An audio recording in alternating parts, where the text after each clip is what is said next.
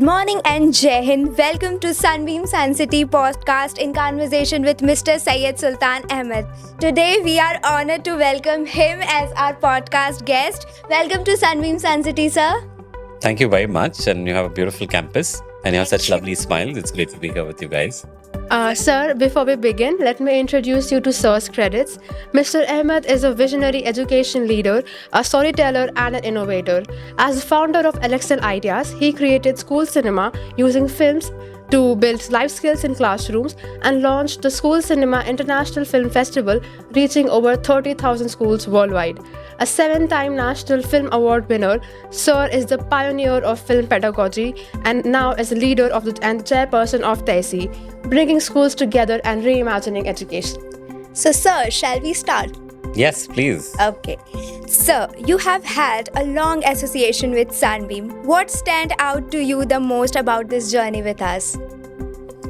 You know, one of the things that I've loved about the first time when I came about 15 years now ago, my image of Varanasi was very different. And I think Sunbeam was my introduction to this beautiful city and the beautiful culture. And I love the word culture. That's how I would describe Sunbeam. They have a beautiful culture. People are very warm, very hospitable, like what Varanasis need to be. And also there's a lot of depth. So I think in Sunbeam, I see a lot of opportunity that's been given to a lot of students. And one of the finest things about this school is that very innovative. They try a lot of new things. Now look at this. You've got a beautiful studio where you guys are doing this, and imagine the experience that you're getting. Right now, tell me how many kids get this experience. So I think what stands out for Sunbeam are two things. One is culture, two is exposure. So that's a really creative answer. Thank you. So, sir, moving to the next question. Sir, you've been called the pioneer of film pedagogy. So, sir, what inspired you to bring films into classrooms? I love films. You love films. You like films? Everyone Yeah, does. sir. And we also know that films have had a great impact on our society. Do you know that films inspire fashion? Yes. Films inspire language, food. It actually changes cultures. Do you know that there are now weddings in Kerala, in Malayalam, which have mehndi Oh. because they learned from the Shah Rukh Khan movies, Oh. right? So films have had this impact on our society where it has the ability to change. It has the ability to make an impact. But for some strange reasons, we've not used film enough in education. Because what's the idea of education? The idea of education is to make you understand, and so that you can go out and take some action with it. So I love the idea that film cinema has a phenomenal impact on people. And we've not used that enough in education. So I've always tried to ask myself this question: how do you make education more fun, relevant, exciting? Because one thing that we've done a lot of times, we tend to make it very boring. Curriculum is boring, subjects are boring, teachers are boring, classes are boring. You know, it's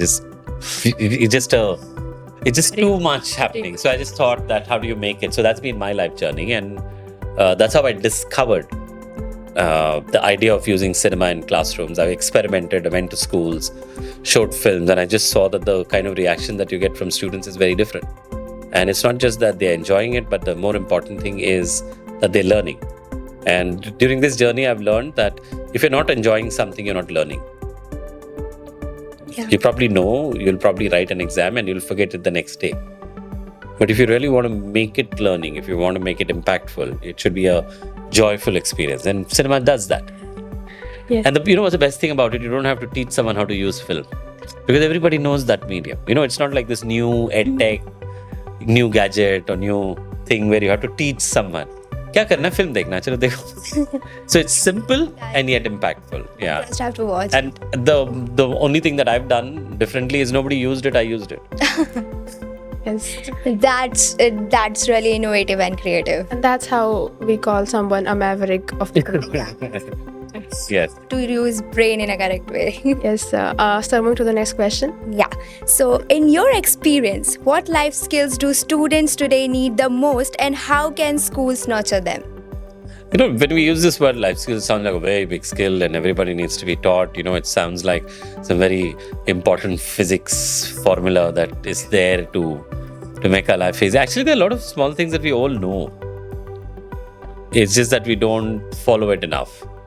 So one of the life skills that I genuinely want a lot of young people to follow is to actually just live and not exist. Yes. Because for some reason, I find a lot of them are not, especially if you're in grade 12 like she is and her batchmates, they don't have fun. Indeed. Right? They don't go out for family functions. They don't celebrate birthdays because it's grade hai and you should not be doing. Right? They don't sleep well. Yes. They don't eat well. Yes. So one of the life skills that I would genuinely want a lot of students to learn is to live a good life, enjoy life. Exams will come, exams will go, but learn to live. The other thing is learn to connect with people. Because what starts off as a disconnect in grade 11 and 12 because you're so busy studying that you forgot cousins, aunties, family functions, mandir jana. You've forgotten all of that because you're very busy studying. And after that, it becomes a habit. So a lot of people are growing up with very disconnected families. They have nothing to do with the family. And eventually you feel very lonely.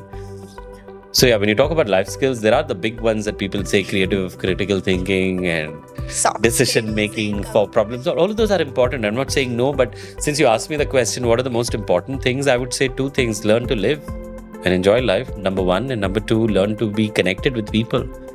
So by the way, in life skills parlance, it's called as self-awareness and interpersonal skills. Oh, that's really Yes, sir. amazing and Yes. thoughtful, sir. Thanks Thank for you. your perspective. Even that alienation tends to have a lot of detrimental effects which we are not very conscious of at this age, apparently. Yeah. So, sir, on the next question, as a chairperson of TESI, what new directions do you see for schools in India? I'm pretty excited to be playing this new role because as the chairperson of one of India's oldest associations, we're about 21 years old and a lot of our international schools follow the IB and the Cambridge curriculum. And today we are the fastest growing and the largest international school country in the world. We have more than 1,000 schools in India and we're growing faster than any other country. I think what excites me is what international schools can teach the regular schools in terms of how do you blend modern ways of teaching and how do you make it more relevant to make it more experiential, make it more concept-based as learning. So for me, that's very exciting. And also one of the exciting things that I'm doing is we're also working on bringing in the Australian School Board into India.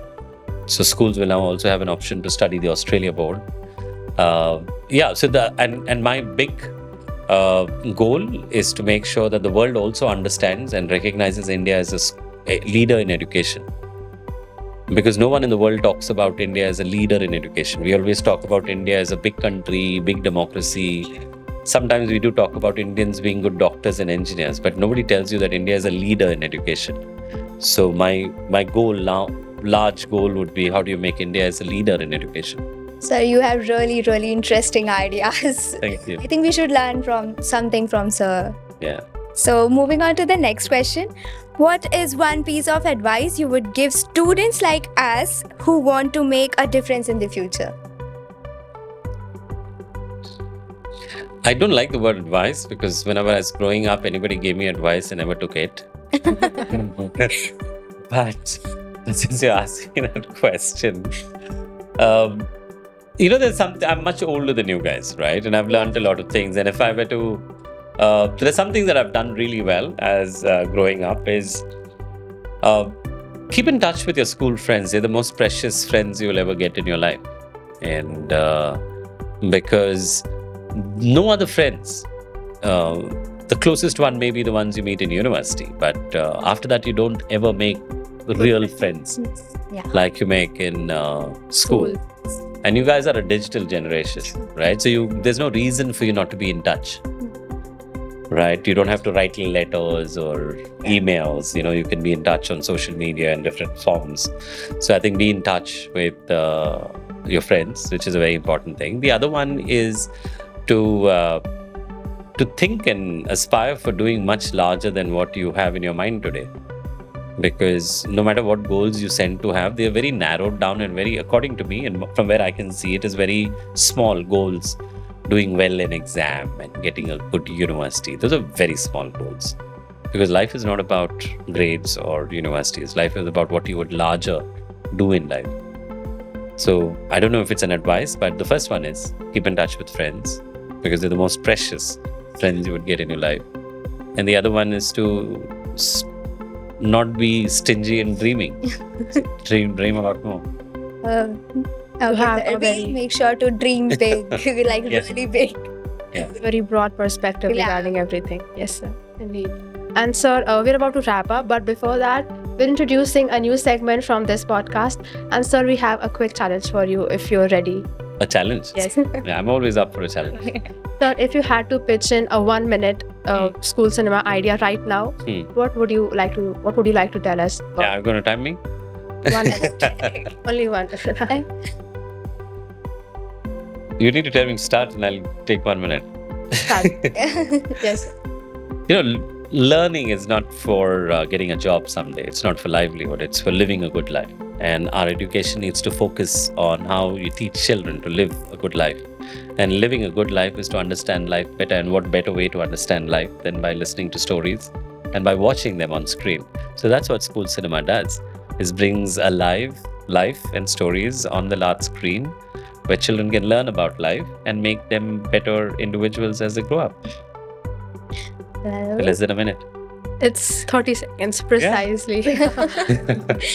Not bad. I could communicate in 30 seconds. that was And I could fabulous. sell it in 30 seconds. That was really fabulous. By the way, it's called the elevator pitch. You know that? No. So elevator pitch is something that you can give an idea to somebody in the elevator before they open the door and go out. Well, that is something new that we learned today. Yes. Okay, so thank you so much, sir, for sharing your thoughts, and it was privileged to have you with us on our podcast. Jai Hind, and now we can roll the credits.